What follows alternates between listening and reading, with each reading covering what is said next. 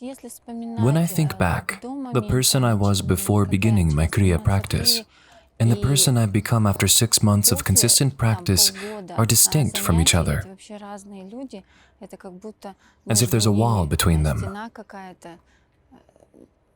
The changes were very noticeable. Many things happened in this past 7 years. Best of all,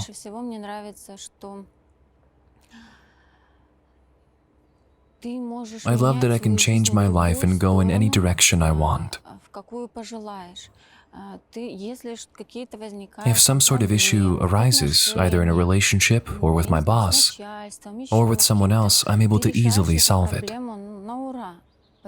The answer always comes to me. Just as soon as I sit down to practice, I find the solution to any challenge, even if it's insignificant. I begin to work over it, and the problem is neutralized. Life becomes easier and more pleasurable.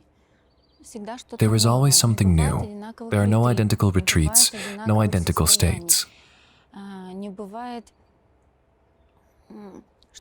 There's no guarantee that things will unfold exactly as you desire, following the same pattern.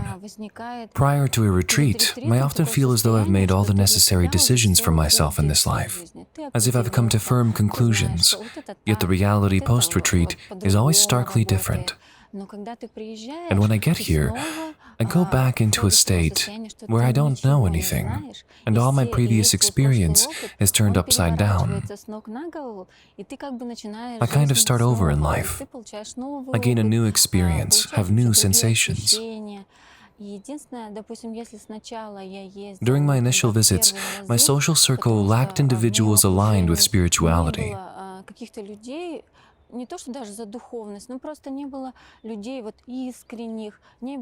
There were no sincere people around me, none who exhibited less materialistic tendencies, or who sought something more than mere monetary gain.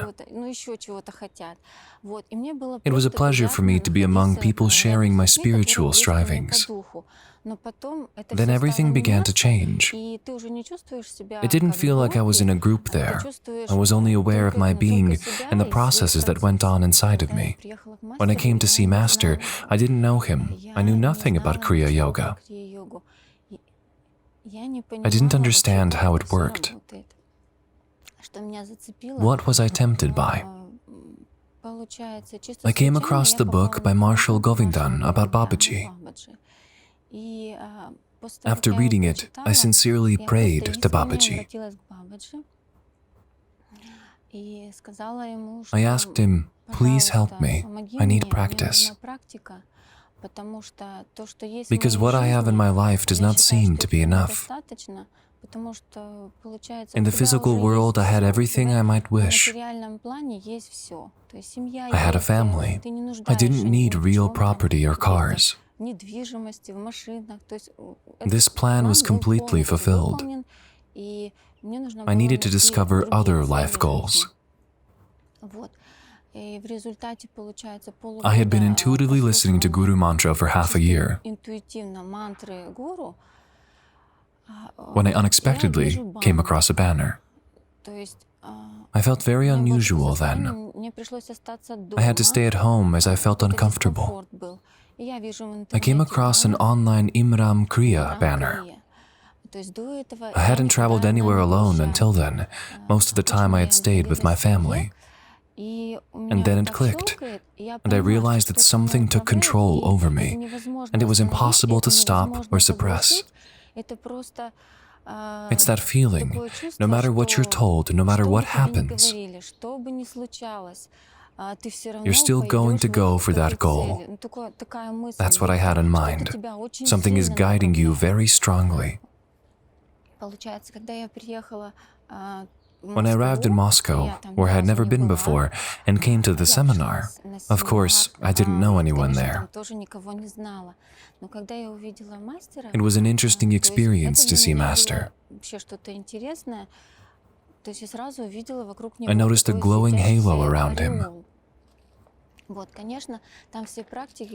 I didn't memorize half of the practices that we were taught. I had this information on a CD, and it took me another half a year to unpack it. Only then I made sense of it. I indulged in reading books and looking for information about spirituality, spiritual practices, the Vedas. I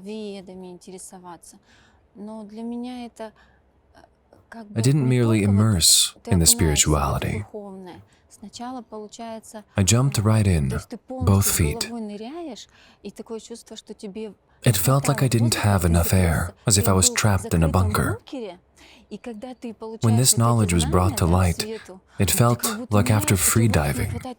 I was breathing, breathing, breathing, and couldn't get enough of it. And then everything was balanced. This knowledge can be used in everyday life. Let's say, how to improve your health, the health of your family. It helps develop harmonious relationships with colleagues. All it takes is practice, and insights come by themselves. It turns out that all people around can be happy. This is the purpose of every being. Every retreat is different.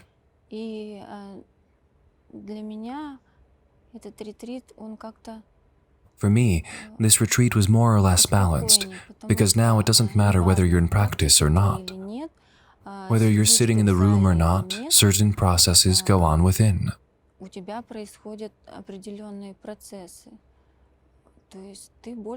You become closer to yourself. Your higher self becomes more clearly visible.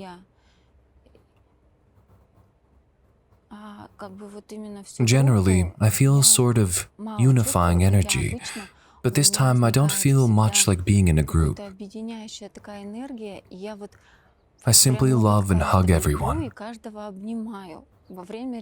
It's just how my heart works during retreats. I treat everyone who attends the retreat as a member of my family. What's good about this practice? There are no age restrictions. Nothing prevents us from choosing whether to engage in spiritual practice or not. You can start at any moment regardless of your level of development, your level of consciousness. Once you begin to practice, everything starts to change.